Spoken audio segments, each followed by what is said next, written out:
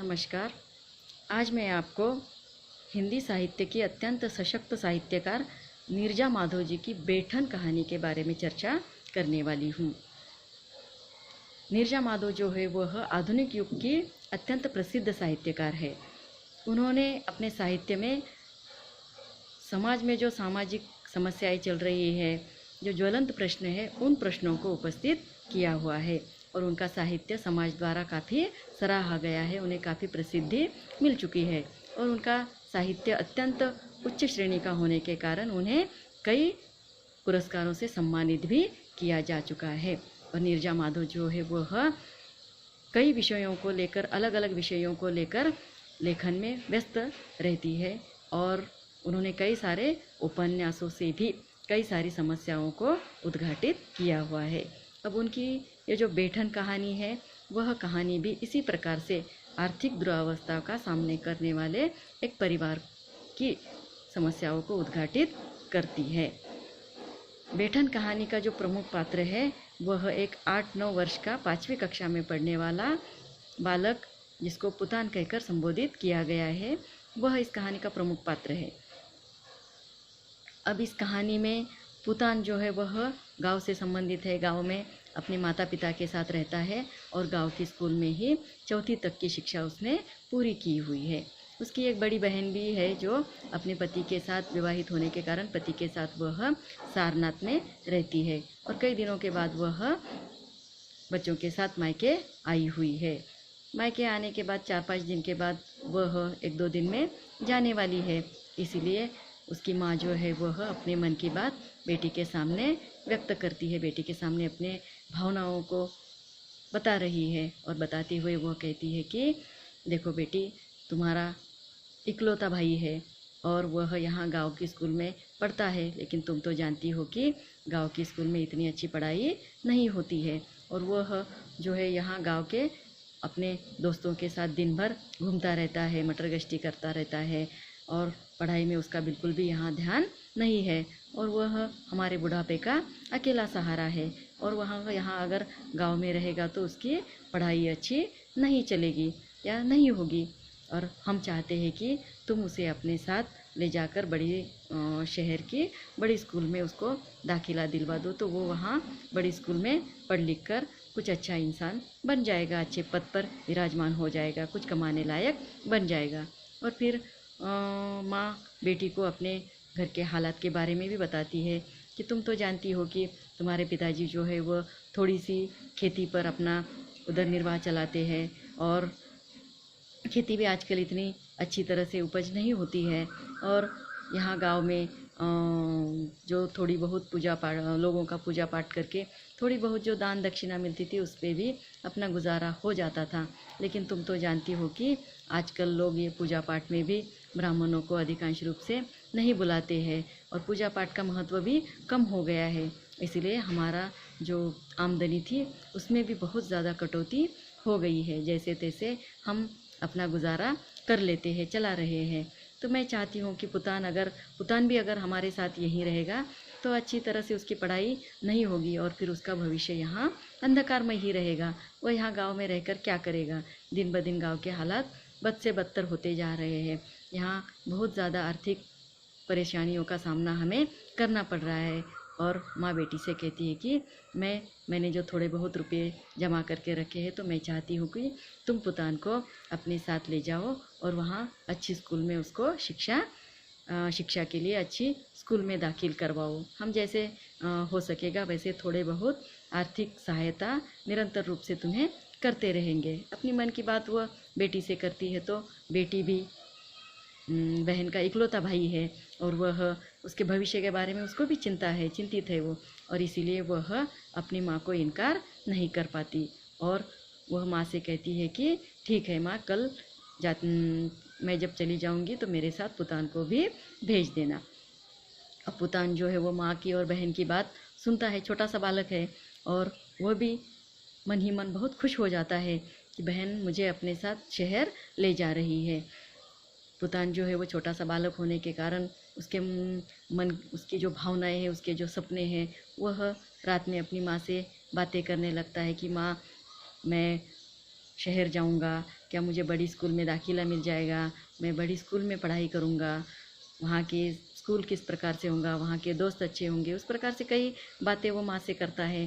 फिर माँ जो है उसको बहुत लाड प्यार से उस दिन सुलाती है, और माँ को भी लगता है कि अच्छा हो गया जो बेटी ने हामी भर दी, और अब मेरा बेटा बड़े शहर जाकर अच्छी स्कूल में अच्छी पढ़ाई करेगा और अवश्य कुछ न कुछ भविष्य में बड़ा अफसर बन जाएगा। तो यह आर्थिक परेशानी का, जिस प्रकार से हम आज आर्थिक दुरावस्था में जी रहे हैं या आर्थिक परेशानियों का सामना कर रहे हैं, उस प्रकार से उसे नहीं करना पड़ेगा, उसका भविष्य अच्छी तरह से निश्चित हो जाएगा। इस प्रकार से सोचकर माँ भी निश्चिंत हो जाती है। दूसरे दिन जो है वो पुतान अपनी बहन के साथ बहुत खुशी खुशी उसके साथ सारनाथ आ जाता है, शहर में आ जाता है। माँ जो है वो गांव से आते वक्त पुतान को एक छोटा सा संदूक दे देती है, और उसके जो वहाँ के पुराने कपड़े थे, फटे पुराने ही कपड़े थे, वह कपड़े, और वहाँ पर जो वो स्कूल में काफ़िया ले जाता था, किताबें ले जाता था, वही काफ़िया वह लेकर आता है। वहीं से आते वक्त माँ ने उसको एक कपड़े का थैला भी दे दिया है बनाकर, और एक छोटा सा बेठन उसको दे दिया है। बेठन में रुपये माँ ने उसके साथ जो थोड़े बहुत रुपये थे वह उसमें डालकर दे दिए हैं। बेठन मतलब अब हम देखते हैं कि दादी जी का बटुआ हुआ करता था। हमारे परिवारों में दादी या नानी, बुज़ुर्ग पीढ़ी की जो स्त्रियाँ होती थी, वह बटुआ सिलाती थी, और वो बटुए में अपनी ज़रूरी चीज़ें या रुपये पैसे उसमें रखती थी, तो उसे बेठन कहा गया है। इस कहानी में उसको बेठन कहा गया है।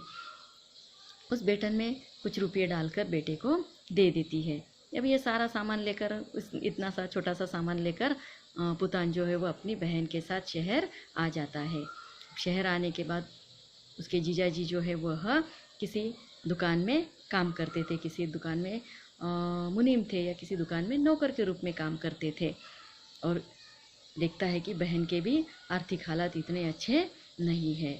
अब बहन बहुत डरते डरते, पति से डरते डरते भाई को अपने साथ लेकर आ गई थी, लेकिन माँ ने पुतान के एडमिशन के पैसे दे दिए हैं, इसलिए पुतान का एडमिशन सारनाथ के अंग्रेजी स्कूल में कर दिया जाता है। पुतान जो है वह अंग्रेजी स्कूल में उसका एडमिशन होने के कारण स्कूल में जाने लगता है। अब पहले दिन दूसरे दिन वह स्कूल में जाकर बहुत खुश हो जाता है। अंग्रेजी स्कूल का माहौल उसे बड़ा अच्छा लगता है, वहाँ का डिसिप्लिन अच्छा लगता है, वहाँ सारे बच्चों जो है वो अच्छे घर से है, घर परिवार से अच्छे होने के कारण उनका रहन सहन अच्छा है, बात करने का तरीका अच्छा है। यह सब देखकर पुतान बहुत प्रभावित होता है, और उसे भी बड़ा अच्छा लगता है। मन वो बहुत खुश हो जाता है कि मैं अब इतने अच्छे स्कूल में दाखिल हो गया हूँ, तो मुझे भी अच्छी शिक्षा मिलेगी। और फिर वह अपने पास के जो उस माँ ने पैसे दिए थे, वह एडमिशन में उसका एडमिशन हो गया था। लेकिन 2-3 दिन हो जाने के बाद भी अंग्रेजी स्कूल का जो यूनिफॉर्म है या फिर जो किताबें हैं, उसका बंदोबस्त नहीं हो पा रहा था। अब हम देखते हैं कि अंग्रेजी स्कूल में बच्चे बिल्कुल इक्वालिटी में रखे जाते हैं। बच्चों का यूनिफॉर्म और जो स्कूल बैग होता है वह भी बिल्कुल समान होता है, और वह स्कूल से ही खरीदना पड़ता है। अब पुतान के जो माँ ने थोड़े बहुत पैसे दिए थे, वह पैसे तो एडमिशन में ही चले गए थे, तो स्कूल की अन्य चीज़ें जो है वह खरीदने के लिए रुपये अब नहीं बचे थे। उसका बंदोबस्त करने के लिए उसकी बहन भी जी तोड़ मेहनत कर रही थी। उसके पति जो उसको थोड़ा बहुत रुपया घर चलाने के लिए देते थे, उसमें से वह अलग से निकाल कर रख रही थी। फिर भी वह पैसे पुतान के यूनिफॉर्म बनाने के लिए पूरे नहीं हो पा रहे थे। तो फिर पुतान की बहन जो है वो एक दिन देखती है कि उसके घर के पिछवाड़े जो बोड़े का फल आया हुआ था। बोड़ा जो है वह अपने कद्दू की तरह या फिर दुधिया की तरह कोई फल है, जिसको तरकारी के रूप में उपयोग में लाया जाता है। पुतान की बहन जो है वो भी कभी कभार उसकी तरकारी बना लिया करती थी। तो फिर वह सोचती है कि पुतान जो है वह अभी अभी शहर में आया हुआ है, यहाँ मेरे घर में आया हुआ है, तो पुतान को कोई यहाँ पर नहीं पहचानता है। तो फिर वह बोड़ा जो है वह पुतान को बेचने के लिए अगर भेज दिया जाए तो उसमें से कुछ पैसे मिल जाएंगे, तो वह पुतान के यूनिफॉर्म के लिए और बैग के लिए या फिर किताबें खरीदने के लिए काम आ जाएंगे। और यह सोचकर पुतान की बहन जो है वह पुतान को रोज़ाना थोड़ा थोड़ा बोड़ा बेचने के लिए भेजने लगती है।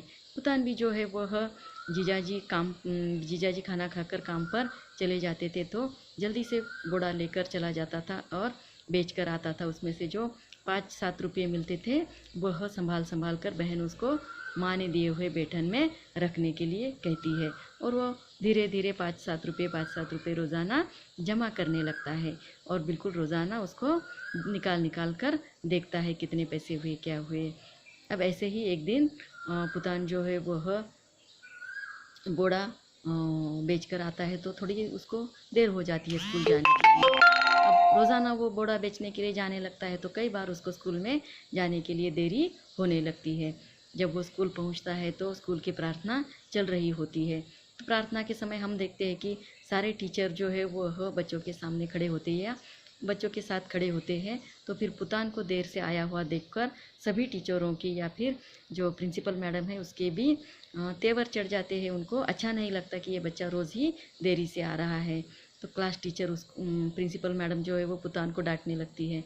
फिर क्लास टीचर भी अपना गुस्सा पुतान पर निकालने लगती है। रोज़ ही पुतान को क्लास टीचर डांटने लगती है, कभी देर से आने पर तो या फिर कभी उसके पास बैग भी अब तक नहीं है इसलिए बैग के लिए डांटने लगती है, किताबों के लिए डांटने लगती है, यूनिफॉर्म के लिए डांटने लगती है।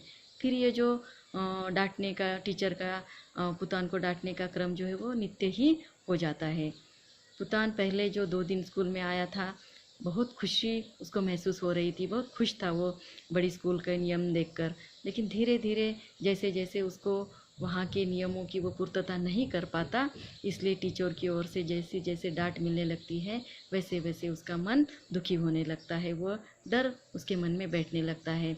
और एक दिन पुतान जो है वह सुबह बोड़ा बेचने चला जाता है। वहाँ से आकर देखता है कि बहन चूल्हा फूंक रही है, चूल्हा जला हुआ नहीं है, खाना बना हुआ नहीं है।